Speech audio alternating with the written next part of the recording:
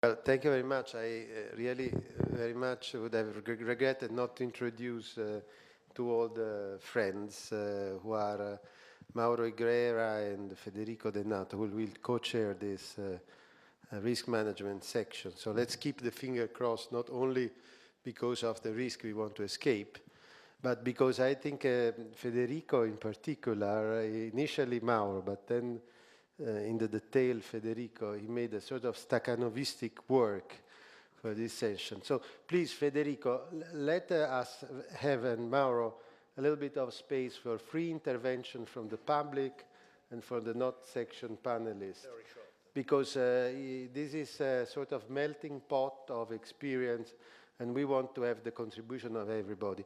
I would ask perhaps during this debate, there is Yannis Trifilis of Gourdomakalis, Greece, is one of our distinguished Greek guests, to put to some of the bankers of the previous section a question that is one of the questions for which, a part of our friendship, good friendship, he came here. There will be during the end of the panel discussion of this session. Thank you very much. Thank you, Francesco, and good evening to everybody. On behalf of all the speakers and the panelists of our session, I wish to extend our warmest thanks to Francesco for having organized this very successful conference.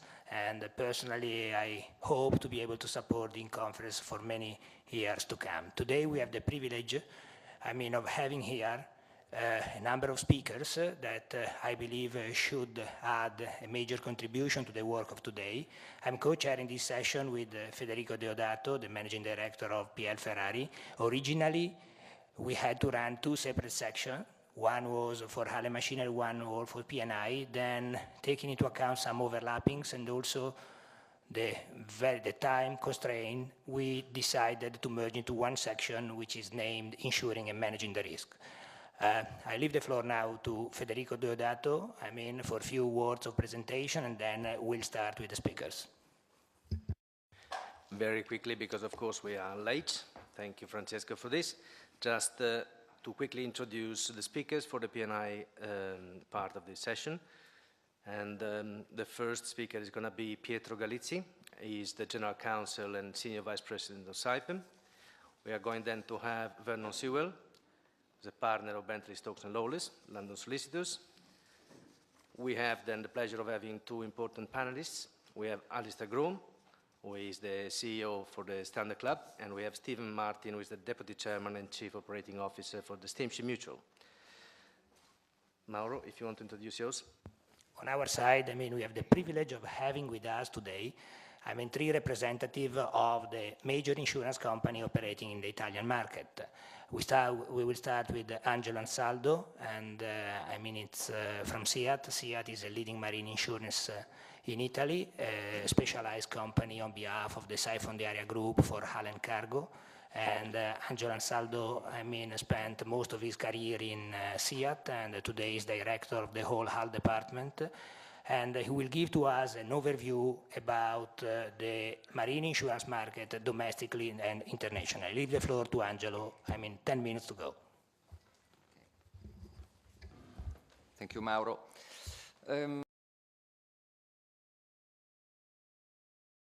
I want to highlight the role of the marine insurance market, starting from the history to the modern times. Marine insurance has always held a specific role within the marine, the insurance panorama. Actually, the insurance was born as a marine insurance many centuries ago, and developed well before the non-marine insurance that arrived on the scene a few centuries later. Actually, we can say that the first insurers were the shipowners themselves, that were the most qualified subject to assess the risk, and under the same contract, the shipowner was able to negotiate both the transport and the cargo and the insurance coverage. Of course, the real insurance companies as such were born centuries later in the 17th and the 18th century in Genoa and in Naples and in the London market with the well-known Lloyd's. Notwithstanding such an old tradition, we can say that our category managed to maintain his own tradition, his own role, and his own specific attitude towards shipping. I just want to give you a brief idea about the premiums that we write and the role that we have in the international environment. Worldwide, the amount of premium written by the insurance segment, marine insurance segment, including hull, I mean ships and cargo, is about 23 billion dollars worth of premium. 50% is written by cargo, and 30% is about hull business. As far as geographical areas are concerned, about 60% of all these premiums are underwritten in Europe, 20% in the Asian and Far East countries, 10% United States, 10% the remaining countries. This means that even though Far East countries have been developing much faster than Europe, Europe still is the #1 player in our segment in the marine insurance. Even though this figure is influenced by their insurance premiums and not only by the direct ones. As far as Italy,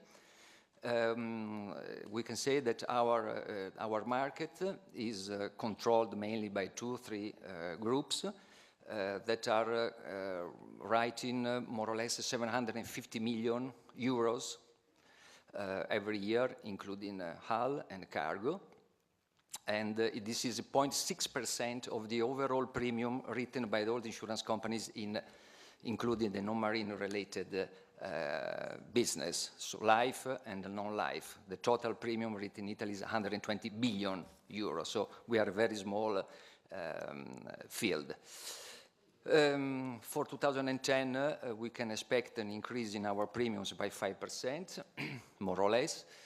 Due to the number of ships delivered, that it is going to be higher than the scrapped tonnage.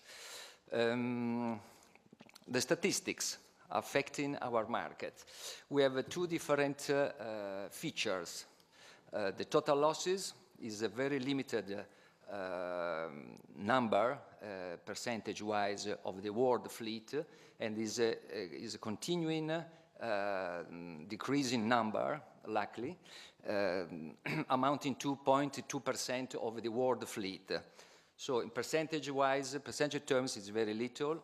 Monetary terms, it is a bit more expensive, even though we don't have exact figures.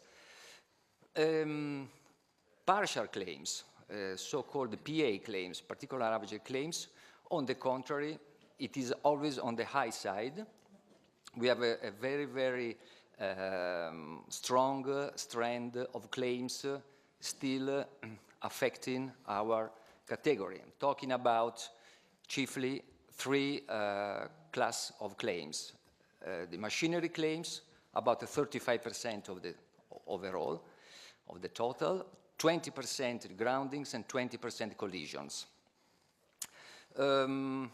It is not easy to interpret these figures, but according to me, we can say that the quality of the vessels is increasing, has been increasing over the last years in a very remarkable way, and this is why the number of total losses, including constructive total losses, is so low.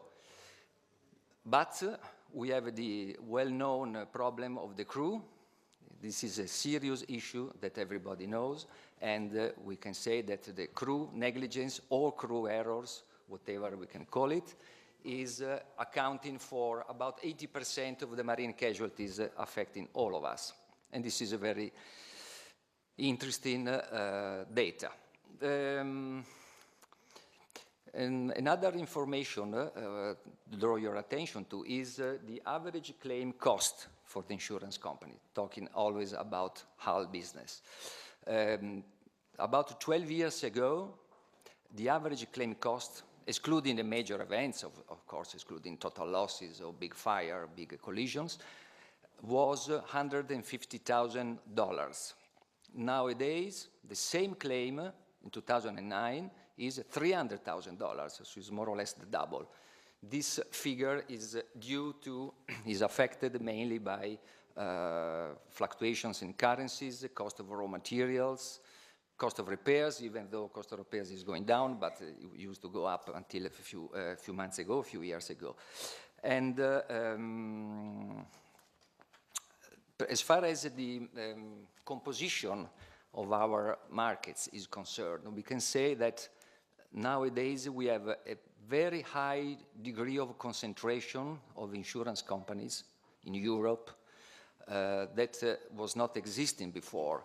20 years ago, there were dozens of players acting in our segment.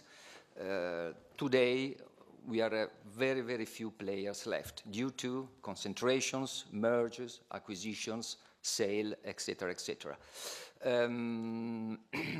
In the London market, for example, I remember 20 years ago there used to be something like 150 syndicates operating and working in the marine business. Nowadays there are 20 left. In Italy, I told you about the number of people, in Norway, and so on. So there is this big concentration. What are the challenges for our market? I think the challenges are going towards two directions. The first one is a long-term policy that companies have to do, marine insurance companies have to do, in order to consolidate their position, leadership position, in order to strengthen the solidity of our companies, in order to be able to face and meet with our future obligations. Secondly, we have to make sure that our strategies for the future are prudent, based on serious underwriting, because we cannot rely anymore on investment income, because this is too much a volatile item. On a short term or medium term, what we have to be ready is to face all the changes that the shipping is facing and our community is facing, like the piracy that is, the big problem for everybody since a couple of years, and the Solvency II, that is a new, relatively new a directive from Europe saying that from 2012, a volatile class of business will attract a bigger capital loading in order to meet with our obligations. And this probably will have an impact on our everyday business. Thank you very much.